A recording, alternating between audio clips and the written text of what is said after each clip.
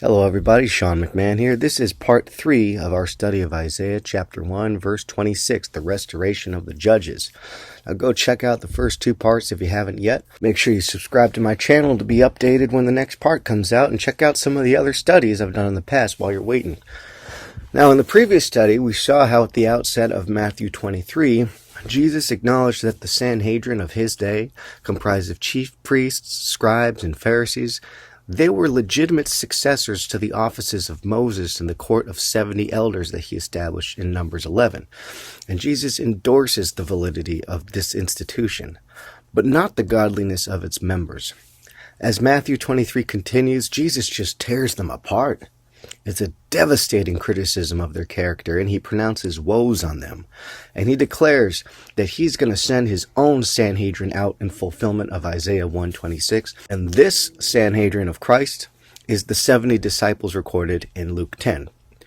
So Jesus has just sort of declared war, and he's sending his Sanhedrin out against the standing Sanhedrin. So the question we're looking at today is, how did this shake out? Could these 2 Sanhedrins coexist? One incumbent, one insurgent, shall we say? Is that how God restored the judges as he promised in Isaiah 1:26? Well, the answer is no.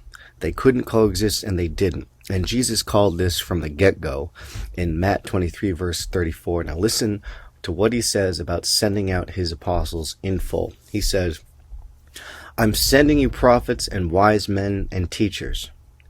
Some of them you will kill and crucify. Others you will flog in your synagogues and persecute in town after town." End quote. Okay, so, ouch. Now, in terms of conventional warfare, this doesn't bode well for Christ's Sanhedrin. This sounds like defeat. It's an odd threat, actually. I'm sending my men against you. You're going to kill them. You're going to crucify them. What sort of threat is that, right? Well, the answer, as it often is in context. It is a threat. Let's turn back a few verses to verse 29. He says, "Woe to you, scribes and Pharisees, you hypocrites! You build tombs for the prophets and decorate the monuments of the righteous. And you say, if we had lived in the days of our fathers, we would not have been partners with them in shedding the blood of the prophets. So you testify against yourselves that you are the sons of those who murdered the prophets." Okay, now pay special attention to this last part where he says, "Fill up, then, the measure of the sin of your fathers. You snakes, you offspring of vipers, how will you escape the judgment of Gehenna?" So Jesus is provoking them. He's calling them prophet killers. And then he invokes Jeremiah's prophecy of the day of the Lord when he says the judgment of Gehenna. Are you familiar with this prophecy? Here's what Jeremiah chapter 7, verses 30 and following say about the judgment of Gehenna. Here's what it says. "The people of Judah have done evil in my sight, declares the Lord. They've set up their abominations in the house that bears my name, and so have defiled it."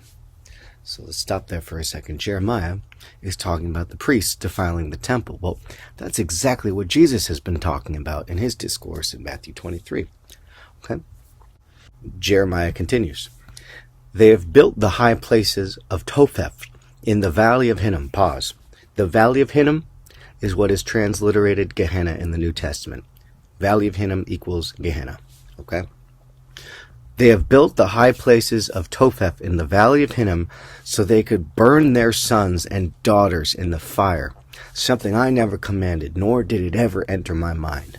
So behold, the days are coming, declares the Lord, when this place will no longer be called Topheth and the valley of Hinnom, Gehenna, but the valley of slaughter. For they will bury the dead in Topheth until there is no more room. The corpses of this people will become food for the birds of the air and the beasts of the earth." Pause. Does this language sound familiar? It should if you read Revelation 19, because that's where the birds gorge themselves on the flesh of kings and mighty men at the marriage supper of the Lamb. Okay, moving on with Jeremiah. Jeremiah says, "There will be no one to scare them away, no one to scare the birds away. And I will remove from the cities of Judah and the streets of Jerusalem the sounds of joy and gladness and the voices of the bride and bridegroom." Pause. This is language also borrowed by John in Revelation chapter 18, verse 23 for the fall of Babylon. Do you recognize it? Let's continue with Jeremiah. "For the land will become a wasteland, That's how he ends it. Okay, let's stop there. This ends Jeremiah's prophecy. So Jesus, in referencing Jeremiah's prophecy, he just opened a can of worms. He invoked the curses, the woes of the end of the age upon these scribes, Pharisees, and hypocrites he's talking to the face. He condemned them along with their fathers, who didn't just kill the prophets, but burned their sons and daughters in the fire at Gehenna, is what Jeremiah says. And he says that they will not escape the judgment of Gehenna, which Jeremiah very clearly foretells to be the destruction of the cities of Judah and the streets of Jerusalem. The land, he says, will become a wasteland. Okay?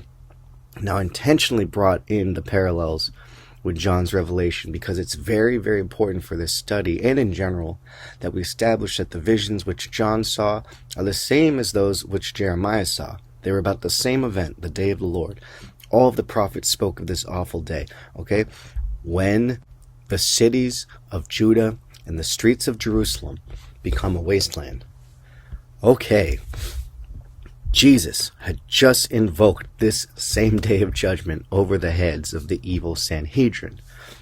Ouch. And it's very, very important that we understand with crystal clarity that Christ was prophesying about the end of the age as this study unfolds.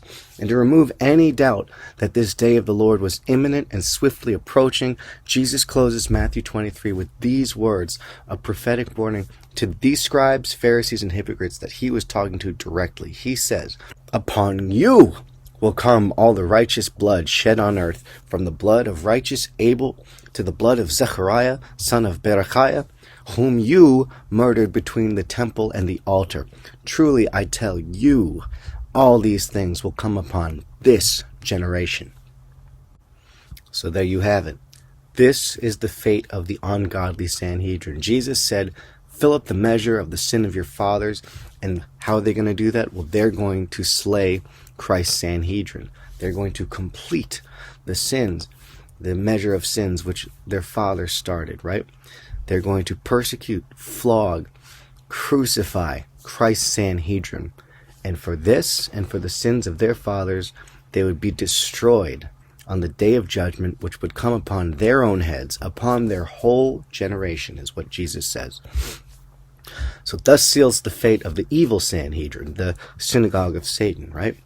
Now the question remains as to the fate of Christ's Sanhedrin. After all, if they're all dead, how can Isaiah's prophecy about the restoration of the judges be fulfilled? What? The judges are restored for a few years, but then they're all killed by the evil Sanhedrin, who also get killed a few years later, and that's that? Some restoration. It sounds like everyone gets killed. Or is there more to it than that? We will uncover the answer to these questions in the next part. Thanks so much for listening. Please share, like, make sure you're subscribed to my channel, and turn on notifications so that you can be alerted when the next part drops. God bless you. Peace.